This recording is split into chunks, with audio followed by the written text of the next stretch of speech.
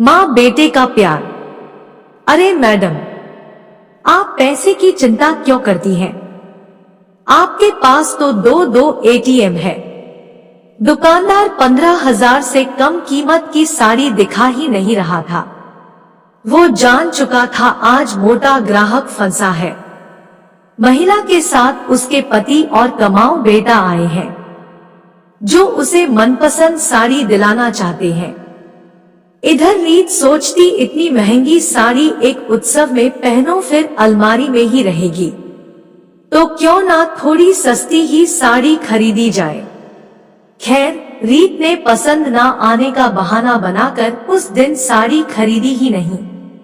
घर आने पर आशु ने रीत पर खींचते हुए कहा, क्या मम्मी, अब तो आप अच्छी अच्छी महंगी साड़ियां पहना करें।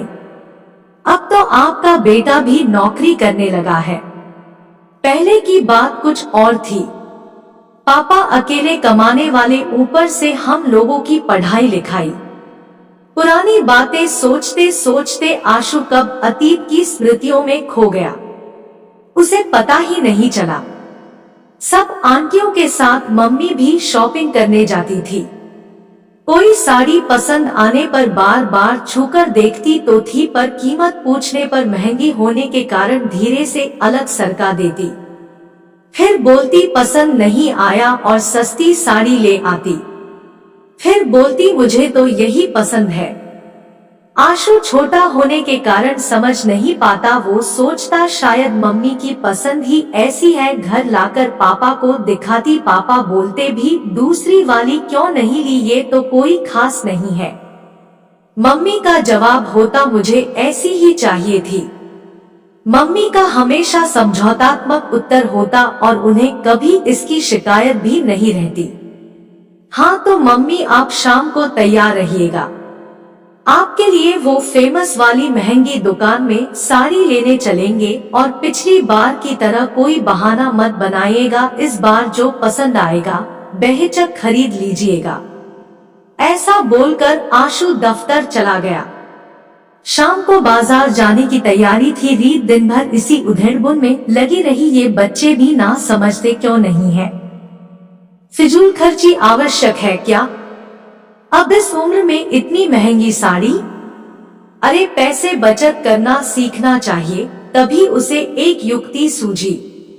उसने उस फेमस दुकान में जाकर दुकानदार से पहले ही बोल दिया, भैया मैं शाम को बेटे और पति के साथ साड़ी खरीदने आऊंगी, तो आप हर साड़ी की कीमत 4-5 हजार ज्यादा बताइएगा, फिर मैं बाद में आपसे ले लूंगी। रीत की मंशा समझ पहचान के दुकानदार ने हाँ में सिर हिला दिया। दफ्तर से लौटते समय आशु सोच रहा था, ये मम्मी भी ना ज्यादा दाम देखकर साड़ी खरीदती ही नहीं है। मैं एक काम करता हूँ, दुकानदार से पहले से ही कुछ बातें कर लेता हूँ। दुकान पहुँचते ही आशु ने दुकानदार से कहा, अंकल शाम को मम्मी आएगी साड़ी खरीदने, आप सभी साड़ियों की कीमत 5-6 हजार कम करके बताइएगा, बाद में मैं आपको दे दूंगा। वो असल में मम्मी मुझसे ज्यादा पैसे खर्च नहीं कराना चाहती है, इसलिए वो महंगी साड़ी खरीदती ही नहीं है। दुकानदार आशु की बातें और मन स्थिति जानकर सुखद आश्चर्य से दंग रह गया। इस जमाने में भी ऐसे बच्चे हैं जो माँ बाप को जताए और बताए बिना इतनी परवाह करते हैं, वरना कुछ बच्चे तो एक करेंगे और 10 बताएंगे।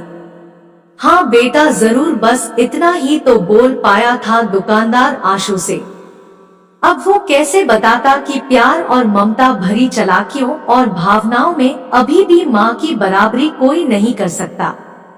शाम को रीत पति व आशु के साथ इत्मीनान से साड़ी खरीदने गई, चिंता मुक्त थी। पहले से जो दुकानदार के साथ सब कुछ सेट कर रखी थी, और इधर आशु भी आश्वस्त था। एक से बढ़कर एक साड़ियां दिखाई व देखी गई। एक रानी कलर की साड़ी जो आशु को बेहद पसंद थी, पर वो बहुत ज्यादा कीमती थी। आशु ने अपनी पसंद बता दी थी। एक बार फिर रीत के दिमाग की नसें दौड़ने लगी। आखिर कितना, 4-5 हजार ही तो ज्यादा बताया होगा। नहीं नहीं, इतनी महंगी नहीं। फिर एक फिरोजी रंग की साड़ी, वो भी कुछ कम महंगी नहीं थी। फिर भी रीत ने उसे लेने के लिए हाँ कर दी। आशु जैसे ही पैसे देने के लिए पर्स निकाला, दुकानदार ने मना करते हुए कहा, नहीं बेटा, ये साड़ी बहुत कीमती है, इसका मोल कोई नहीं चुका सकता। ऐसी प्यारी भावनाएं, एहसास से जड़ी ये साड़ी अनमोल है, इसका मोल रुपयों में नहीं हो सकता। जब बच्चे पढ़ते लिखते हैं तो हर घर में ऐसी परिस्थितियां आती है, पर आज जो आप अपने माता पिता के लिए कर रहे हैं, ऐसे अवसर बहुत कम घरों में आते हैं।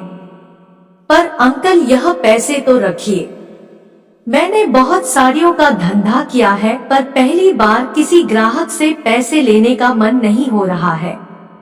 ये साड़ी माँ बेटे के प्यार त्याग का साक्ष्य है, इसकी कीमत लगाकर व कीमत लेकर इसका अपमान नहीं कर सकता। मेरी तरफ से माँ बेटे के प्यार परवाह के रिश्ते को ये प्यारा उपहार है।